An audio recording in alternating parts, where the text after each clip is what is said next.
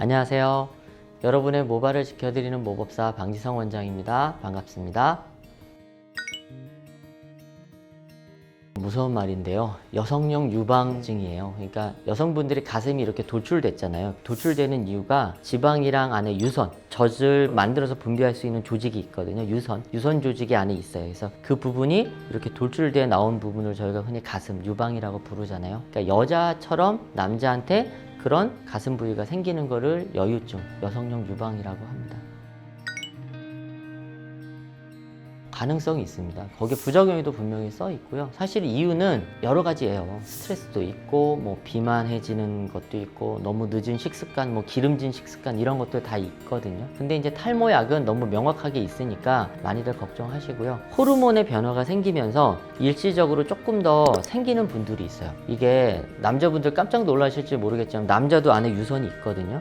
그게 아주 적게 있어서 거의 우리가 모르는 건데 나이 먹거나 지방 성분이 많아지면 이게 은근히 이게 발달을 해요. 그래서 살짝 이제 가슴이 나오는 분들이 있어요. 가끔 친구들끼리 야 너 이거 뭐야 이렇게 만지면 이렇게 여성분처럼 젖이 만져질 때가 있잖아요. 그죠? 그래서 좀 창피하시는 경우가 있죠. 그런 경우 있죠.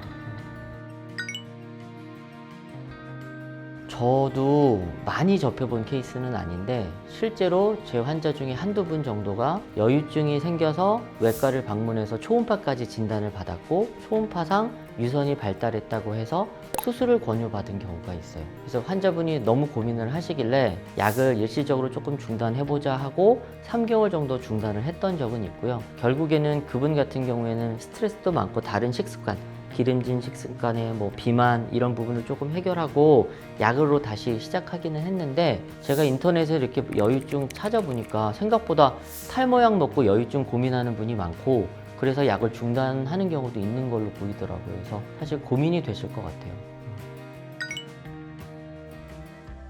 사실 이건 체질일 것 같아요. 이미 유선이 좀 더 발달해 있는 경우에는 어떤 약이든 호르몬의 변화가 생기면서 조금 이유가 될 수 있고요. 가끔은 이제 전혀 여성용 유방이 아닌데 검진을 해달라고 하는 경우도 있습니다. 있어서 제가 보면 진짜로 아닌 것 같은데 외견상 전보다 가슴이 커졌다 나왔다 이렇게 걱정하시는 경우도 또 있어요. 그래서 저 같은 경우에는 약 때문에 큰 차이는 없을 것 같고요. 탈모약을 먹으면 경우에 따라서는 여유증이 생기는 경우를 봅니다. 하지만 약을 좀 줄이거나 약을 잠깐 끊으면 증상은 호전되는 경우가 대부분이고 진짜로 여유증이 명확하면 유방외과나 이런 데를 방문하셔서 사실 진단을 받으셔야 돼요. 대부분은 외견상 만져보는 걸로 충분하지만 초음파 같은 걸 해보면 유방 조직은 확실히 확인이 되거든요. 지방 조직이랑 유선 조직이 달라서 유선 조직이 발달한 걸 봐야 되고 예를 들어 가슴이 나왔는데 유선 조직이 별로 없어요. 지방 조직만 많아요. 이건 비만이에요.